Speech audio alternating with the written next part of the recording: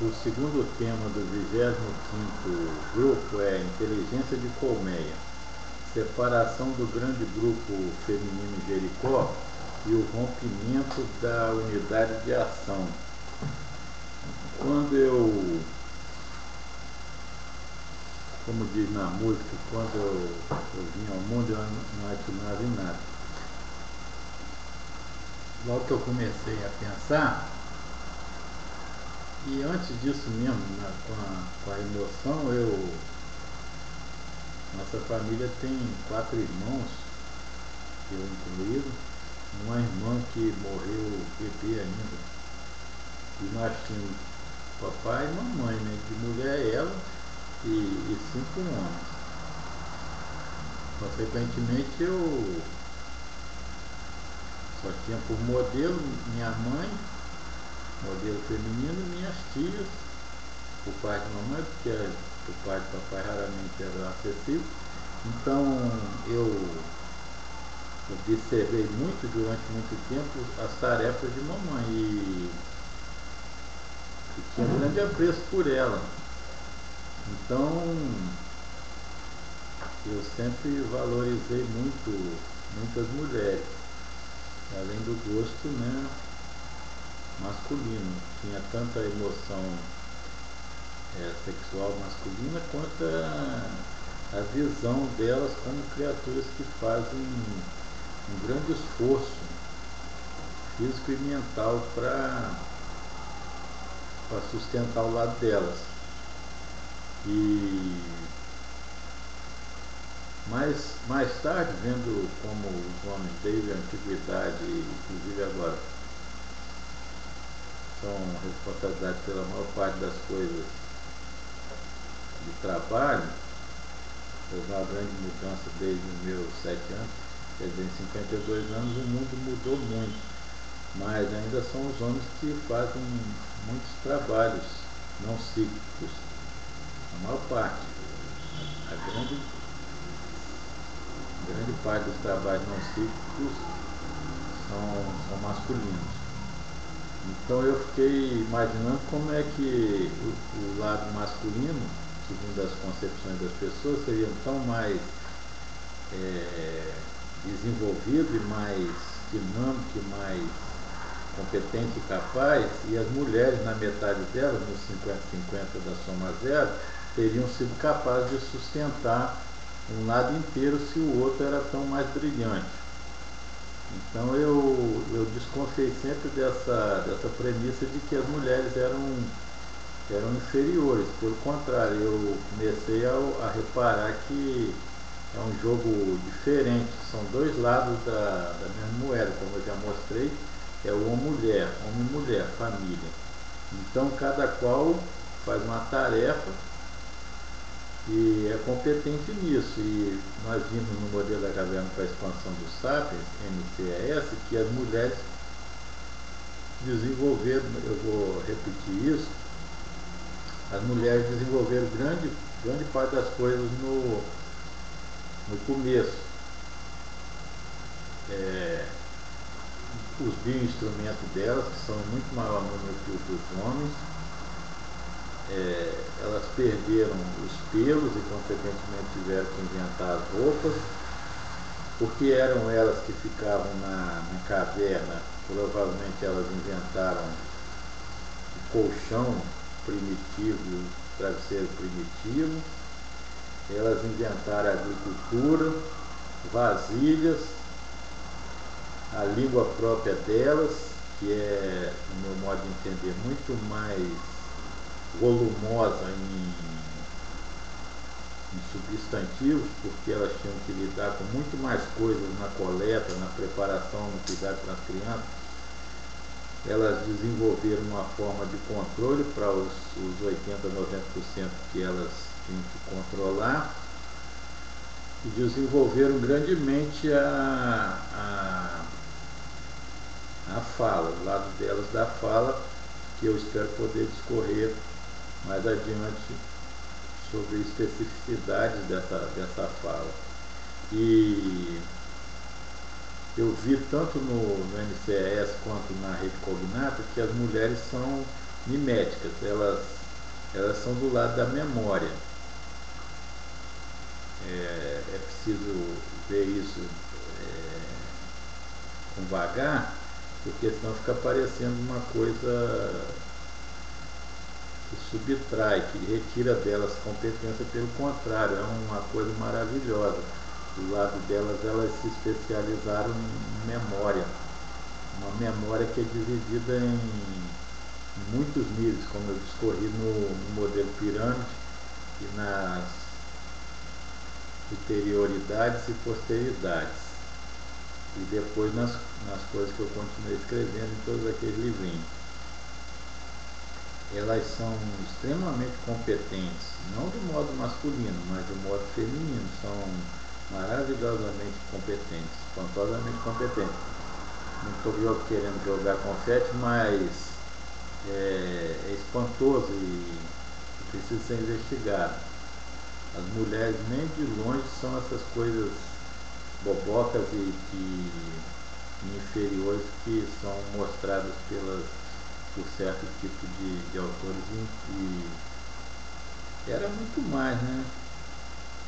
Há séculos ou há décadas atrás. Agora ainda é, mas não é tanto quanto era. E não se estudou isso sob o ponto de vista científico, técnico e filosófico ideológico.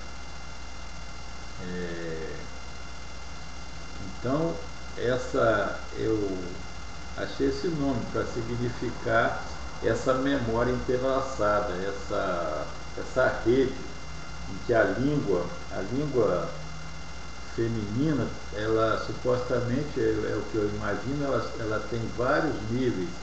Por exemplo, para tratar com outra mulher, por exemplo, para tratar com as mães, para tratar com as mulheres que são férteis ou inférteis, para tratar com as meninas, para tratar com as avós, com os homens, os guerreiros, que são a ponta de lança da caverna, com os garotinhos por quem elas são apaixonadas, com os deficientes físicos e mentais, com as anãs e os anões, com os guerreiros em processo de recuperação, com os velhos e assim por diante, toda aqueles 80, 90%, que é só fazer as contas. Dos 7 bilhões seriam 5,6 ou 6,3 bilhões de pessoas que estariam a cargo da voz dela. Eu chamei a língua das mulheres. Essa voz feminina eu chamei de língua das mulheres. Ela é estratificada em inúmeros níveis, inclusive um para os animais, para as gatas. Eu imagino que elas têm um certo tipo de fala que isso nunca foi revelado, que para cuidar com os animais, em particular com as gatas. A gatinha da Clara ia caçar, a Yuki, nossa amiguinha, e pegava os passarinhos e depositava na porta do quarto da Clara. Então eu suponho que as mães, mulheres e menininhas tinham um tipo de voz que lidava com todos ao redor para impor tarefas, para dirigir a comunidade rumo ao futuro. Então, essa inteligência de Colmeia foi destruída no minuto em que Jericó nasceu. Porque no momento em que foi, aliás, bem antes, porque logo depois da caverna, na pós-caverna, quando as mulheres foram convencidas a morar em casas isoladas delas, com seus maridos e filhos, cada mulher com seu marido e os filhos. Quando elas foram convencidas a morar ali, separadas, o grande grupo feminino se rebentou. E eu penso que as mulheres têm um trato em que elas dependem para funcionar, de estar em grupo, de estar em coletividade. Elas, por exemplo, foi revelado pelos cientistas, que foram muito bacanas e muito espertos, que as mulheres alinham a menstruação num grupo, por exemplo, numa fábrica, elas alinham a menstruação. Todas vão menstruar, em vez de separadamente, em vez de separado, né? Elas alinham num dia naquele que eu chamei de mãe dominante. Eu imagino que seja o dia de ovulação da mãe dominante. E tentei explicar isso nos textos lá. Então essa inteligência de colmeia funciona em grupo, mas na medida que essas mulheres todas foram separadas desse grande grupo feminino do terreirão, a partir de Jericó e até antes, na pré-cidade, na pós-caverna e nas separações dentro da caverna, pronto, a eficácia feminina deteriorou notavelmente.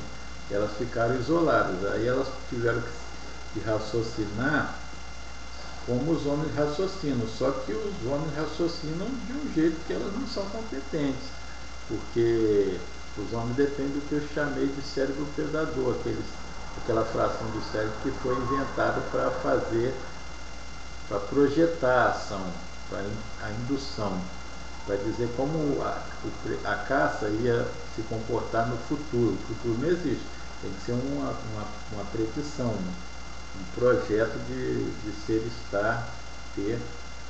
Então o masculino desenvolveu o cérebro predador, que é projetivo, e o feminino desenvolveu o cérebro não predador, que é dedutivo.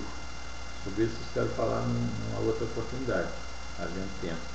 Então a inteligência de colmeia foi destroçada quando a colmeia deixou de existir. As mulheres foram enfraquecidas. E mesmo assim elas sobreviveram. Então eu acho que elas são aptas. São aptas no sentido de que estão no mesmo nível dos homens. Na realidade é um par, como uma moeda, verso não, verso, uma folha, né? Verso e anverso, como uma moeda, cara e coroa. Uma moeda não é só cara nem é só coroa, é as duas coisas, estão umbilicalmente ligadas. Destruir uma é destruir a outra, destruir o homem ou a mulher é destruir a família, a estabilidade humana. Então a inteligência de colmeia foi avacalhada, foi arrebentada, e as mulheres e toda a humanidade estão sofrendo até hoje, passados tantos milênios. E eu não sei, evidentemente, não sei como reconstruir isso, porque é um projeto de grande curso, dependeria de criar comunidades. Evidentemente não se pode, ou talvez seja muito difícil, reunir várias famílias para morarem juntos, em comunidades no interior, no campo, na roça, em condomínios fechados. Eu não sei como fazer isso, porque é um planejamento psicológico muito fino e ainda não pensei nesses detalhes.